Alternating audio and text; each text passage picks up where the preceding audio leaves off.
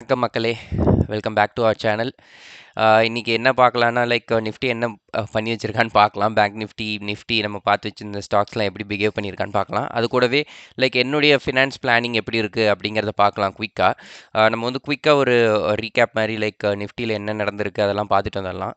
So இப்போ பார்த்துக்கிட்டிங்கன்னா நம்ம எக்ஸ்பெக்ட் பண்ண மாதிரியே மார்க்கெட் இந்த பிரேக் அவுட்டை உடச்சி கீழே வந்துட்டான். நான் இங்கே வந்துட்டு இதுக்கு மேலே ஏறுவான்னு எதிர்பார்த்தேன், பட் ஆனால் அதை உடச்சி போயிட்டான். ஸோ அவனுக்கு அடுத்த சப்போர்ட் வந்து இந்த ரீஜனுங்க 24,800. ஸோ இந்த ரீஜன் வரைக்கும் வரதுக்கு அதிக வாய்ப்பு இருக்குது. ஸோ பேனிக் ஆகாதீங்க, இது வந்து ஜஸ்ட் ஒரு மார்க்கெட் புல் பேக் தான், கரெக்ஷன் தான் சொல்லலாம். ஸோ இது வந்து டவுன் ட்ரெண்டுக்கான சிக்னல் எதுவுமே வரல இது வரைக்கும். ஸோ இது வந்து ஜஸ்ட் ஒரு ரேலி கொடுத்ததுக்கு ஒரு புல் பேக் நடக்குது. ஸோ பயப்படாமல் இன்வெஸ்ட் பண்ணுறவங்க யோசிக்கலாம் கண்டிப்பாக. ஸோ பேங்க் நிஃப்டியும் அதே தான், நல்ல ஒரு புல் பேக் கொடுத்துட்ருக்கிறான். இவனுக்கும் நல்ல சப்போர்ட்லாம் இருக்கிறாங்க, நல்ல சப்போர்ட் ரீஜன்ஸில் தான் இருக்குது இன்னும். ஸோ இந்த இடத்துக்கு வந்துட்டு போகிறதுக்கு அதிக வாய்ப்புகள் இருக்குது. ஸோ பார்க்கலாம், மார்க்கெட் ஒன்றும் பயப்படுற அளவுக்கு ரொம்ப மோசமாலாம் இல்லை. ஸோ ஸ்டாக்ஸை பொறுத்த வரைக்கும் இப்போ இந்த மார்க்கெட் ஃபாலுலேயும் நீங்கள் வேர்ல்பூல் பார்த்தீங்கன்னா நல்ல ஒரு மூவ்மெண்ட்டில் இருக்கான் பாருங்கள். டெய்லி சார்ட்டில் நம்ம எக்ஸ்பெக்ட் பண்ண மாதிரியே மேலே தான் போயிட்டுருக்கான். ஸோ இதுதாங்க வந்து ஒரு ஸ்டாக்குக்கு உண்டான ட்ரெண்டு, ஒரு மார்க்கெட்டுக்கு உண்டான ட்ரெண்டுங்கிறது வேறு வேறு. ஓகேங்களா, ஒரு டெக்னிக்கல் சப்போர்ட் பண்ணுச்சுன்னா எந்த ஸ்டாக்னாலும் எந்த டைமில் வேணாலும் ஏறலாம். இப்போ நீங்கள் பார்த்துக்கிட்டிங்கன்னா நம்ம பார்த்து வச்ச ரீஜன்லேருந்தே பாருங்கள் அழகாக ஏறிட்டு இருக்கான் மார்க்கெட். ஸோ புரியுதுங்களா உங்களுக்கு?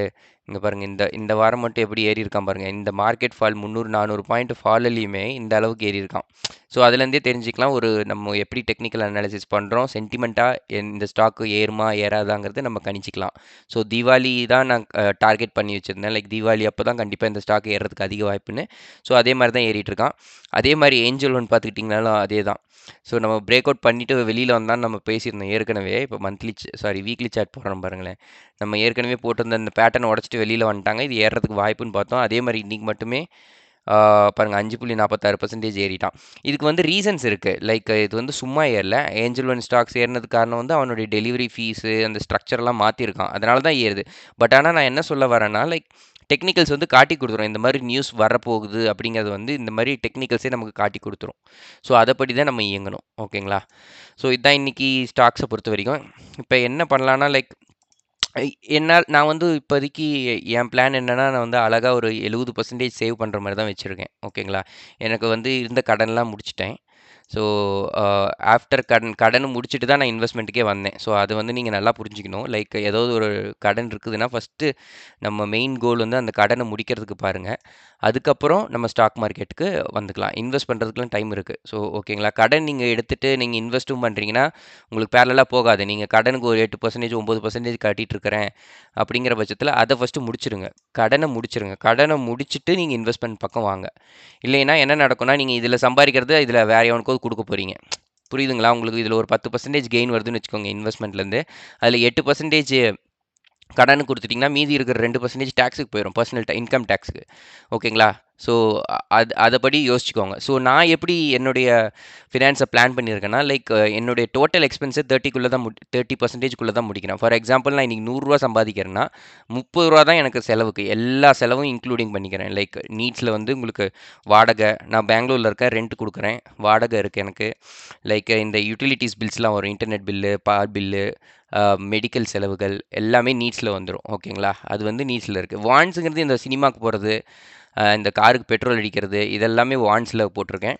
இன்சூரன்ஸ் கண்டிப்பாக வேணும். டேர்ம் இன்சூரன்ஸ் கண்டிப்பாக எடுங்க. யாராக இருந்தாலும் சரி, நீங்கள் எந்த இன்சூரன்ஸ் வச்சுருந்தாலும் சரி, டேர்ம் இன்சூரன்ஸ் பிரெட் அர்னர், யார் வீட்டில் வேலைக்கு போகிறீங்களோ கண்டிப்பாக ஒரு டேர்ம் இன்சூரன்ஸ் எடுத்துக்கோங்க. அது ரொம்ப முக்கியமானது. டேர்ம் இன்சூரன்ஸ்னால் என்ன, அதெல்லாம் பற்றி நம்ம டீட்டெயில்ஸாக பார்க்கலாம். பட் ஆனால் டேர்ம் இன்சூரன்ஸ் கண்டிப்பாக எடுக்கணும் நீங்கள் இன்வெஸ்ட்மெண்ட்டுக்கு முன்னாடி வரதுக்கு முன்னாடி. ஓகேங்களா?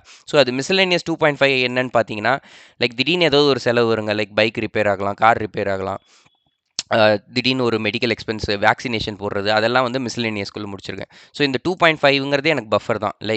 என்னுடைய இது அந்த வேக்சினேஷன் எவ்ரிதிங்குமே நீட்ஸ்குள்ளே வந்துடும். பட் ஆனால் இது ஒரு ஜஸ்ட் ஒரு குஷன் மாதிரி வச்சுருக்கேன். இன் கேஸ் ஏதாவது ஒரு மந்த் எக்ஸ்ட்ரா எக்ஸ்பென்ஸ் வந்துச்சுன்னா அதை வந்து இந்த மிஸ்லேனியஸ்லேருந்து கொடுத்துருவேன். ஓகேங்களா? ஸோ இதுதான் 30%. ஸோ அர்லியராக நான் எடுத்தோடனே 70%க்கு வரலைங்க, தப்பாக புரிஞ்சிக்க கூடாது. எடுத்தோடனே நான் 70%க்கு வரல. ஃபஸ்ட்டு நான் ஆரம்பிக்கும் போது 10%ஓ 15%ஓ ஆரம்பித்தேன். ஸோ ஏன்னா அப்போ எனக்கு இஎம்ஐஸ் இருந்துச்சு, லோன்ஸ் இருந்துச்சு, சில பல கடன்கள் இருந்துச்சு, கடமைகள் இருந்துச்சு அப்படின்னு வச்சுக்கோங்களேன். ஸோ அதெல்லாம் ஒன்றொன்னா ரிமூவ் பண்ணிக்கிட்டே வந்தேன் என் ஃபினான்ஸ் பிளானிங்கில். இது எல்லாமே பிளானிங்கில் தான் நடக்கும். நீங்கள் எழுதாமல் ஏதோ ஒரு எக்ஸலில் போட்டு வைக்காமல் எதுவுமே நடக்காதுங்க. அதை முதல்ல நல்லா புரிஞ்சுக்கோங்க. ஓகேங்களா? அதுக்கு தான் நான் வந்து இந்த எழுதுங்க, ஏதோ ஒரு நோட்டில் எழுதி வைங்க, இல்லை எக்ஸல் ஷீட்டில் போட்டு பாருங்கன்னு சொல்கிறது. ஓகேங்களா? ஸோ இன்வெஸ்ட்மெண்ட்டுக்கு வருவோம். இன்வெஸ்ட்மெண்ட் 70%மே நான் ஏன் இப்படி ஸ்ப்ளிட் பண்ணியிருக்கேன்னா, எனக்கு வந்து கொஞ்சம் சேஃபராகவும் இருக்கணும், அதே சமயத்தில் கொஞ்சம் அக்ரெசிவாகவும் இருக்கணும், அதே மாதிரி டைவர்சிஃபிகேஷன் ரொம்ப முக்கியம். நீங்கள் இன்வெஸ்ட் பண்ணுறது எல்லாத்தையுமே என்னால் பிபிஎஃப்ல போட முடியும். எல்லாத்தையுமே என்னால் 70%மே தூக்கி நான் மியூச்சுவல் ஃபண்டில் போட முடியும். பட் ஆனால் என்ன நடக்கும், மார்க்கெட் இன்னைக்கு விழுந்த மாதிரி ஒரு 400 புள்ளி விழுந்துச்சுன்னு வச்சுக்கோங்களேன், இந்த மியூச்சுவல் ஃபண்டு 2% கீழே இறங்கி காட்டுவான். பட் ஆனால் என்ன பண்ணுவேன், நான் என்ன பண்ணியிருக்கேன், பிபிஎஃப்ல எனக்கு ஒரு கான்ஸ்டண்ட்டாக ஒரு 8% வருதுங்க வருஷம் வருஷம். ஓகேங்களா? இது கவர்மெண்ட் பேக்டு. பிபிஎஃப்ங்கிறது பப்ளிக் ப்ராவிடென்ட் ஃபண்ட். ஓகேங்களா? இது ஒன்றுக்கும் நம்ம டீட்டெயில்டாக போகலாம். பட் ஆனால் இன்றைக்கி ஹை லெவலில் தெரிஞ்சுக்கோங்க, இந்த மாதிரி இன்வெஸ்ட்மெண்ட்ஸ்லாம் நான் பண்ணிகிட்ருக்கேன். ஸோ 8% ரிட்டர்ன்ஸ் கொடுக்குறான் பிபிஎஃப்ல. ஸோ வந்து ஒரு 5% ஆஃப் மை அலோகேஷன், இந்த மீதி இருக்கிற 70%ல் 5% வந்து எனக்கு பிபிஎஃப்ல போய் சேஃபர் ரிட்டர்ன்ஸ். இது என்னன்னாலும் என்னுடைய கேபிட்டலுக்கு எந்த பாதிப்பும் வராது. புரிஞ்சுதுங்களா? நான் இதில் 1000 போட்டேன்னா 1000 மேலே 1000 கீழே போகாது. இந்த பர்சன்டேஜில் வேணால் அடி வாங்கலாமே தவிர எனக்கு கேபிட்டல் வந்து சேஃப். ஓகேங்களா? அதுதான் முக்கியமானது. ஸோ இது மியூச்சுவல் ஃபண்ட் ஏன் ஒரு 30% போடுறேன்னா, அதுக்கும் ஒரு காரணம் இருக்குது. மியூச்சுவல் ஃபண்டுக்கு வந்து ஒரு பர்டிகுலர் ஃபண்ட் மேனேஜர் இருப்பான். ஓகேங்களா? நமக்கு உண்டான வேலையை அந்த ஃபண்ட் மேனேஜர் வந்து ஒரு ஸ்டாக் அனலைஸ் பண்ணுறதோ, ஒரு ஷேர்ஸை எதனால் ஏறப்போகுது, ஒரு போனஸ் கொடுக்குற இன்ஃபர்மேஷன்ஸ், இது எல்லாமே அவங்களுக்கு அவங்களுக்கு நிறைய ஈஸியாக தெரிஞ்சிருக்கும். ஏன்னா அவ்வளோ பெரிய அசெட்ஸ் வச்சுருக்கிறவங்க ஃபண்ட் மேனேஜருக்கு வந்து இதெல்லாமே ப்ரெடிக்ட் பண்ணுவாங்க. இவனுடைய க்ரோத் நல்லா இருக்குது, அதனால் இவன் போனஸ் கொடுக்கறதுக்கு வாய்ப்புகள் அதிகமாக இருக்குது அப்படின்னு அவன் கரெக்டாக அனலைஸ் பண்ணி அவன் வந்து கரெக்டான டைமில் இந்த ஸ்டாக்ஸ்லாம் வாங்குவாங்க. புரியுதுங்களா? ஸோ அந்த மாதிரி நம்மளால் பண்ண முடியாது. ஆஸ் அ ரீட்டைல் இன்வெஸ்டர் நம்ம ஒரு மிடில் கிளாஸோ அதுக்கும் கீழே இருக்கிறவங்கனால இந்த அளவுக்கு டீட்டெயில்ஸ் தெரியாது. நமக்கு வந்து ஒரு ஆக்சஸ் கிடைக்காது அவ்வளோ டீட்டெயில்ஸ் தெரிஞ்சிக்கிறதுக்கு. ஓகேங்களா? அதனால் நம்பி ஒரு 30% போடுறேன். அகெயின் இந்த மியூச்சுவல் ஃபண்டில் எனது மெஜாரிட்டி ஆஃப் த ஃபண்ட் வந்து இண்டெக்ஸ் ஃபண்டில் தான் இருக்கும். மெஜாரிட்டி 30%ல் மேபி ஒரு 15% வந்து இண்டெக்ஸ் ஃபண்டில் இருக்கலாம்.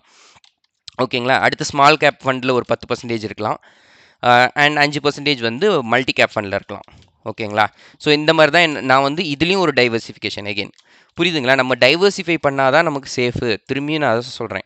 நம்ம ஒரே ஸ்டாக்கில் 1 லட்ச ரூபா போடுறதும் 10 ஸ்டாக்கில் 1 லட்ச ரூபா போடுறதும் வேறு வித்தியாசம் நிறையா இருக்குது. ஓகேங்களா? அதை நீங்கள் புரிஞ்சுக்கோங்க.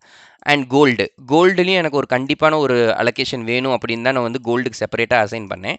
ஸோ இந்த கோல்டில் அகெயின் 2 இருக்குது. ஒரு பார்ட் வந்து ஜுவல்லு, அனதர் பார்ட் வந்து ETF, அதாவது கோல்டு பீஸ். ஓகேங்களா? இதில் வந்து ஆக்சுவலாக இதுவே தப்பு. ஜுவல்லு வந்து இன்வெஸ்ட்மெண்ட்லேயே வரக்கூடாது பேசிக்காக. ஏன்னா ஜுவல்லுக்கு வந்து செய்கூலி சேதாரம்லாம் இருக்குது. அதனால் அது இன்வெஸ்ட்மெண்ட்டில் கணக்கே வைக்க முடியாது. ஏன்னா அது நமக்கு தான் நஷ்டம். நகையாக வாங்கி சேமித்தோம்னா நமக்கு தான் நஷ்டம்.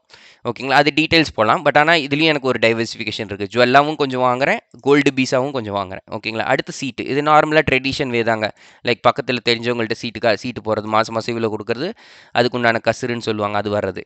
அப்புறம் ஸ்டாக்ஸ், டைரக்ட் ஸ்டாக்ஸ். நம்ம கை சும்மா இருக்காதுங்க. என்ன தான் நீங்கள் மியூச்சுவல் ஃபண்டில் வாங்கினீங்கனாலும் ஒரு ஸ்டாக்கு ஆப்பர்ச்சுனிட்டி வரும்போது அந்த ஸ்டாக்கை வாங்கலைன்னா நமக்கு மனசே ஒப்பாது. ஸோ அந்த ஸ்டாக்ஸ் வாங்குறதுக்கு ஒரு 7.5%. இது ஆப்பர்ச்சுனிட்டி வந்து இந்த மாதிரி டைமில் இப்போ இன்றைக்கி மார்க்கெட் விழுந்துச்சு பார்த்தீங்களா? மார்க்கெட் 2% விழுந்துச்சு. என்னால் கை பொறுக்க முடியல. லைக் மார்க்கெட் விழுறத பார்த்தோன்னு டிஸ்கவுண்ட் சேலுன்ட்டு நான் வந்து வாங்க ஆரம்பிச்சிட்டேன். இன்றைக்கி என்ன ஸ்டாக் வாங்கினா ஐசிஐசிஐ பேங்க் வாங்கினேன். ஏன்னா அது என் போர்ட்ஃபோலியோக்கு நியர்பையாக என் போர்ட்ஃபோலியோ கரெக்டாக இருக்கும் அந்த ஸ்டாக் வாங்கினேன்னா. ஸோ அதனால் வாங்கினேன். அதுக்கு நிறையா ரீசன்ஸ் இருக்குங்க. லைக் என்னுடைய எக்ஸ்போஷர் பேங்க் நிஃப்டியில் வந்து கம்மியாக இருந்ததுனால ஐசிஐசிஐ பேங்க்கில் அக்யூமுலேட் பண்ண ஆரம்பிச்சிட்டேன்.